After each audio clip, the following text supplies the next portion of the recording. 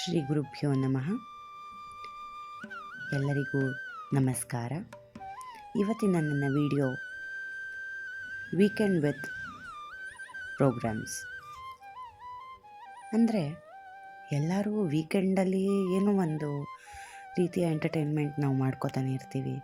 For example ಮೂವಿಗೆ ಹೋಗೋದು, ಅಥವಾ party ಮಾಡೋದು, ಇಲ್ಲ ಕಸಿನ್ಸ್ ಮನೆಗೆ ಹೋಗೋದು, ಇಲ್ಲ ಅಟ್ಲೀಸ್ಟ್ ಮನೇಲಿ ಕೂತ್ಕೊಂಡು ಯಾವ್ದಾದ್ರು ಮೂವಿ ನೋಡ್ಕೊಂಡು ಚಿಲ್ ಅಂತೂ ಮಾಡ್ತೀವಿ. ಬಟ್ ಆದರೆ ಏನಾದರೂ ಸ್ಪೆಷಲಾಗಿ ಮಾಡೋದು ಅಂತಂದರೆ ಅದು ಆಪರ್ಚುನಿಟಿ ಸಿಕ್ಕಿದಾಗ ಮಾತ್ರ. ಅಂದರೆ ನನಗೆ ಈ ಸತಿ ಈ ವೀಕೆಂಡ್ ಹೇಗಿತ್ತು ಅಂತಂದರೆ ತುಂಬ ಚೆನ್ನಾಗಿತ್ತು. ನಾನು ಯಾವಾಗಲೂ ಡ್ರೀಮ್ ಮಾಡ್ತಿದ್ದೆ type of weekend. Previous day programme ಮತ್ತು ನೆಕ್ಸ್ಟ್ ಡೇ ಪ್ರೋಗ್ರಾಮ್ ಇದ್ರೂ ರಿಹರ್ಸಲ್ಸು, ಪ್ರೋಗ್ರಾಮ್ ಆದಮೇಲೆ ಪ್ರಾಕ್ಟೀಸು, ಮತ್ತು ನೆಕ್ಸ್ಟ್ ಡೇ ಸ್ಟೂಡೆಂಟ್ಸ್ ಪ್ರೋಗ್ರಾಮ್ಗೆ ಪ್ರಾಕ್ಟೀಸ್ ಕೊಡೋದು. All these things was very exciting for me.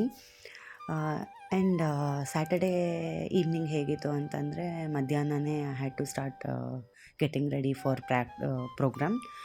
ಆದರೆ ಅವತ್ತಿನ ದಿನ ಬೆಳಗ್ಗೆ ನಂಗೆ ಅರ್ಲಿ ಮಾರ್ನಿಂಗ್ 7 o'clock 1:30ವರೆಗೂ ಡ್ಯಾನ್ಸ್ ಕ್ಲಾಸ್ ಇತ್ತು. ಡ್ಯಾನ್ಸ್ ಕ್ಲಾಸಿಂದ ಬಂದ ತಕ್ಷಣ ಫ್ರೆಶ್ ಅಪ್ ಆಗಿಬಿಟ್ಟು ಊಟ ಮಾಡಿಬಿಟ್ಟು ಸ್ವಲ್ಪ ರೆಸ್ಟ್ ತೊಗೊಂಡು ಎಲ್ಲ ರೆಡಿ ಮಾಡ್ಕೊಂಡ್ಬಿಟ್ಟೆ. ಆಮೇಲೆ ಮೇಕಪ್ ಮಾಡ್ಕೊಳ್ಳೋಕೆ ಸ್ಟಾರ್ಟ್ ಮಾಡಿದೆ. First hair style.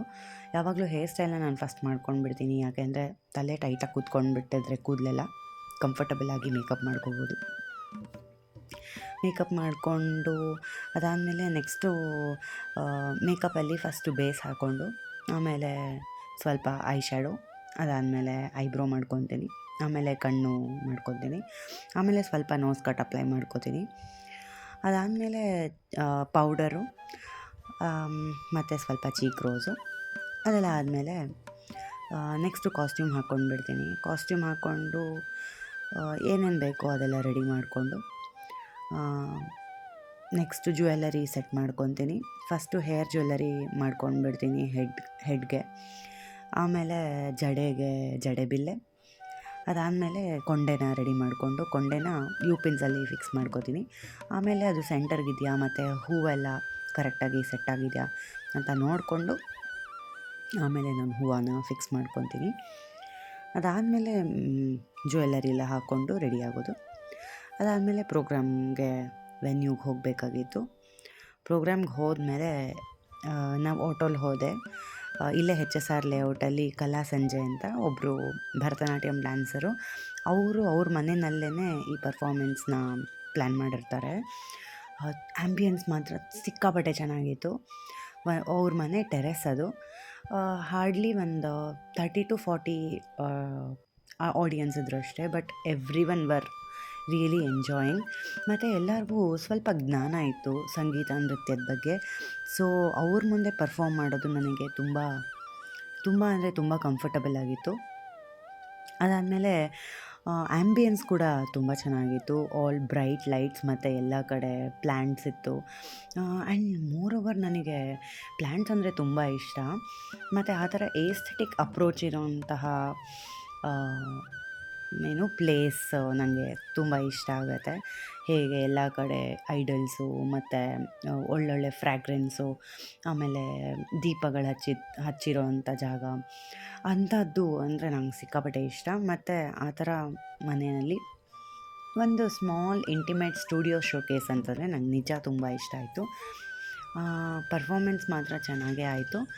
ಪರ್ಫಾರ್ಮೆನ್ಸ್ ಮಾಡೋವಾಗ ಎಲ್ಲದನ್ನು ಎಕ್ಸ್ಪ್ಲೇನ್ ಮಾಡೋ ರೀತಿನ ಮತ್ತು ನನ್ನ ಬಗ್ಗೆ ಇಂಟ್ರಡಕ್ಷನ್ ಕೊಡೋ ರೀತಿ, ಮತ್ತು ನಾನು ಮಾಡೋಂತಹ ಪರ್ಫಾರ್ಮೆನ್ಸ್ನ ಇಂಟ್ರಡಕ್ಷನ್ ಕೊಡೋ ರೀತಿ, ಅವರೇನೆ ಯಾರು ಪ್ರೋಗ್ರಾಮ್ನ ಆರ್ಗನೈಸ್ ಮಾಡಿದ್ರು ಅವರೇನೆ ಎಲ್ಲ ಮಾಡಿದ್ರು, ತುಂಬ ಚೆನ್ನಾಗಿ ಮಾಡಿಕೊಟ್ರು. ಮತ್ತು ನಾನು ಪರ್ಫಾರ್ಮ್ ಮಾಡಿದ್ದು ಅವ್ರಿಗೆ ತುಂಬ ಇಷ್ಟ ಆಯಿತು. ನಾನು ಫಸ್ಟು ಶ್ರೀ ಮಹಾಗಣಪತಿ ರವತುಮಾಮ್ ಅಂತ ಒಂದು ಭರತನಾಟ್ಯಂ ಡ್ಯಾನ್ಸ್ನ ಪರ್ಫಾರ್ಮ್ ಮಾಡಿದೆ. ಅದನ್ನು ನಾನು MA ಮಾಡುವಾಗ ನಮ್ಮ ಗುರುಗಳು ಗುರು ಶ್ರೀಮತಿ ಶೀಲಾ ಚಂದ್ರಶೇಖರ್ ಅವ್ರ ಹತ್ರ ಕಲಿತಿದ್ದು. ಅದು ರಾಗ ಗೌಳದಲ್ಲಿದ್ದು ಮಿಶ್ರ ಚಾಪುತಾಳದಲ್ಲಿ ಇತ್ತು. ಅದಾದಮೇಲೆ ನಟರಾಜಂದು ಒಂದು ಸ್ತುತಿ ಮಾಡಿದೆ, ಆನಂದ ನಟ ಮಾಡುವರ್ತಿಲ್ಲೈ ಅಂತ. ಅದು ರಾಗ ಪೂರ್ವಿ ಕಲ್ಯಾಣಿ ಆದಿತಾಳ. ಇದನ್ನು ನಾನು ನಮ್ಮ ಗುರುಗಳಾದ ಗುರು ಶ್ರೀಮತಿ ಡಾಕ್ಟರ್ ಸೌಂದರ್ಯ ಶ್ರೀವತ್ಸ ಮ್ಯಾಮ್ ಹತ್ರ ಕಲಿತಿದ್ದು. ಇದು ಅಷ್ಟೇ ತುಂಬ ನಟರಾಜಂದೇ ನೃತ್ಯ ಆಗಿರೋದ್ರಿಂದ ತುಂಬ ಫಿಯರ್ಸ್ಫುಲ್ಲಾಗಿ, ತುಂಬ ಸ್ಟ್ರಾಂಗಾಗಿ ತುಂಬ ಲಯಬದ್ಧವಾಗಿ, ತುಂಬ ಬ್ರಿಸ್ಕಾಗಿ, ಕ್ರಿಸ್ಪಾಗಿ ಇರುವಂತಹ ಇದು ನಂಗೆ ತುಂಬ ಇಷ್ಟ. ಅದಾದಮೇಲೆ ಒಂದು ಅಭಿನಯ ಪೀಸ್ ಮಾಡಿದೆ. ಅದು ಡಿ ವಿ ಜಿಯವರ ಅಂತಃಪುರ ಗೀತೆ. ಮೋಸಗೈದನೆ ಕೆಳದಿ ಕೇಶವರಾಯ. ಕೇಶವರಾಯ ಶೃಂಗಾರ ಭಾವ ಇರುವಂತಹ ದೇವರು. ಬೇಲೂರಲ್ಲಿರೋ ಚೆನ್ನಕೇಶವನ ಹಾಡಿದು. ಅಲ್ಲಿ ಚೆನ್ನಕೇಶವ ದೇವಾಲಯ ನೀವೆಲ್ಲರೂ ನೋಡೇ ಇರ್ತೀರ, ಕೆಲವರು ಮೋಸ್ಟ್ ಆಫ್ ದ ಪೀಪಲ್ ನೋಡಿರ್ತೀರ. ಆಚೆ ಕಡೆ ಅಲ್ಲಿ ಮದನಿಕಾಸ್ ಶಿಲಾಬಾಲಿಕೆಯರು ಅಂತ ಕರೀತಾರಲ್ಲ, ಅವ್ರನ್ನೆಲ್ಲ ಮದನಿಕಾಸ್ ಅಂತ ಹೇಳ್ತಾರೆ. ಅದರಲ್ಲಿ ಡಿ ವಿ ಜಿಯವರು ಏನು ಕಲ್ಪನೆ ಮಾಡ್ಕೊಂಡಿದ್ದಾರೆ ಅಂತಂದರೆ, ಅಲ್ಲಿರುವಂತಹ ಶಿಲಾಬಾಲಿಕೆಯರು ಕೃಷ್ಣನ ಗೋಪಿಕಾಸ್ತ್ರೀಯರು. ಅಂದರೆ ಅವರೆಲ್ಲರೂ ಕೃಷ್ಣನನ್ನು ನಾಯಕನನ್ನಾಗಿ ನೋಡ್ತಾರೆ. ಅವರೆಲ್ಲ ಜೀವ ತಗೊಂಡು, ಒಬ್ಬೊಬ್ರಿಗೂ ಕೃಷ್ಣ ಅಂದರೆ ಪ್ರೀತಿ ಇರುತ್ತೆ. ಆ ಪ್ರೀತಿನ ಒಬ್ಬೊಬ್ಬರು ಒಂದೊಂದು ರೀತಿಯಲ್ಲಿ ವ್ಯಕ್ತಪಡಿಸ್ತಾರೆ. ಹಾಗೆಯೇ ಪ್ರತಿಯೊಂದು ಶಿಲಾಬಾಲಿಕೆಗೂ ಒಂದೊಂದು ಹೆಸರನ್ನು ಕೊಟ್ಟಿದ್ದಾರೆ. ಫಾರ್ ಎಕ್ಸಾಂಪಲ್, ದರ್ಪಣ ಸುಂದರಿ, ಮುಕುರ ಮುಗ್ಧೆ, ಶುಕಭಾಷಿಣಿ, ಮುರಜಾಮೋದೆ, ನಾಟ್ಯ ಸುಂದರಿ, ಇದೇ ರೀತಿಯಾಗಿ ತುಂಬ ಹೆಸರುಗಳನ್ನ ಕೊಟ್ಟಿದ್ದಾರೆ. ಸೊ ಅದೇ ಒಂದು ಅಂತಃಪುರ ಗೀತೆನ ಪರ್ಫಾರ್ಮ್ ಮಾಡಿದೆ. ಆಮೇಲೆ ಆ ಅಂತಃಪುರ ಗೀತೆಯಲ್ಲಿ, ನಾನು ಮಾಡಿರೋ ಅಂತಃಪುರ ಗೀತೆಯಲ್ಲಿ ಸಖಿ ಮನೆಗೆ ಹೀರೋಯಿನ್ ಅಂದರೆ ನಾಯಿಕಾ ಬರ್ತಾಳೆ. ಬಂದು ಈ ಥರ ಕೇಶವರಾಯ ನನ್ನ ಮನೆಗೆ ಬರ್ತೀನಿ ಅಂತ ನನಗೆ ಹೇಳಿ ಬರದೆ ಮೋಸ ಮಾಡಿಬಿಟ್ಟಿದ್ದಾನೆ. ನನಗೆ ತುಂಬ ಬೇಜಾರಾಗ್ತಾಯಿದೆ. ಅವನು ಯಾವತ್ತೂ ನನಗೆ ಈ ಥರ ಮಾಡೇ ಇರಲಿಲ್ಲ, ಬಟ್ ಫಸ್ಟ್ ಟೈಮ್ ಹೀಗೆ ಮೋಸ ಮಾಡ್ತಾ ಇರೋದು, ಹೀಗೆ ಹಾಗೆ ಹೀಗೆ ಅಂತೆಲ್ಲ ಹೇಳ್ತಾಳೆ. ಇದಾದಮೇಲೆ ನಾನು ಒಂದು ತೋಡೆಯ ಮಂಗಳಂ, ಅದು ಕೂಡ ವಿಷ್ಣು ಇದು ಹಾಡು. ಇದರಲ್ಲಿ ಇದನ್ನು ಬರೆದಿರೋರು ಅನ್ನಮಾಚಾರ್ಯರು. ಇದು ರಾಗಮಾಲಿಕೆಯಲ್ಲಿದ್ದು ತಾಳಮಾಲಿಕೆಯಲ್ಲಿ ಇತ್ತು.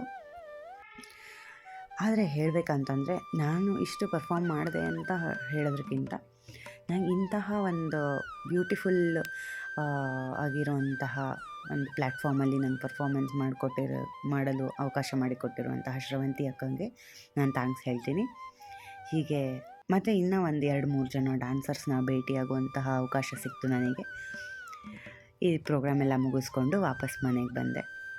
ವಿಡಿಯೋ ಇಷ್ಟ ಆಗಿದರೆ ಲೈಕ್ ಮಾಡಿ, ಸಬ್ಸ್ಕ್ರೈಬ್ ಮಾಡಿ, ಕಮೆಂಟ್ ಮಾಡಿ. Thank you.